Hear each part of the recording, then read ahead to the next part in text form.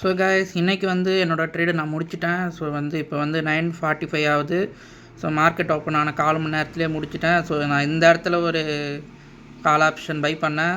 So கரெக்டாக நான் by பண்ணதுக்கப்புறம் கொஞ்சம் நல்லா ஃபாஸ்ட் மூவ்மெண்ட்டாக ஏறிச்சு. ஸோ இங்கே ஏறின உடனே நான் கட் பண்ணிட்டேன். ஸோ அடுத்து வந்து ஒரு செல் ஆப்ஷன் பை பண்ணேன். ஸோ அதுவும் அங்கேருந்து கரெக்டாக ஸோ இந்த அளவுக்கு நல்லா ரேலி ஆகி கீழே இறங்குச்சு. ஸோ அந்த இறங்கின உடனே அதையும் கட் பண்ணிட்டேன்.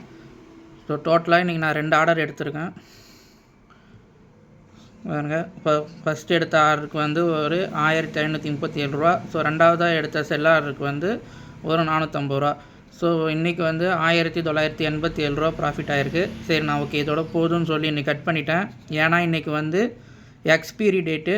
ஸோ அந்த எக்ஸ்பீரியில் வந்து ஓவராக ட்ரேட் பண்ணாதீங்க. ஏன்னா அந்த எக்ஸ்பீரியில் நீங்கள் ட்ரேட் பண்ணிங்கன்னா உங்களோட மொத்த அமௌண்ட்டுமே லாஸ் ஆகிறதுக்கு வாய்ப்பு இருக்குது. ஸோ எக்ஸ்பீரி அன்னைக்கு ரிஸ்க்கு ரொம்ப நேரம் எடுக்காதீங்க. ரிவர்ஸ் ஆகும்னு வெயிட் பண்ணாதீங்க. போட்டிங்களா உடனே ப்ராஃபிட் பார்த்தீங்களா இல்லை லாஸ் பார்த்தீங்கனாலும் உடனே கட் பண்ணிட்டு வெளியே போயிடுங்க. எக்ஸ்பீரி அன்னைக்கு ரொம்ப ரிஸ்க் எடுக்காதீங்க.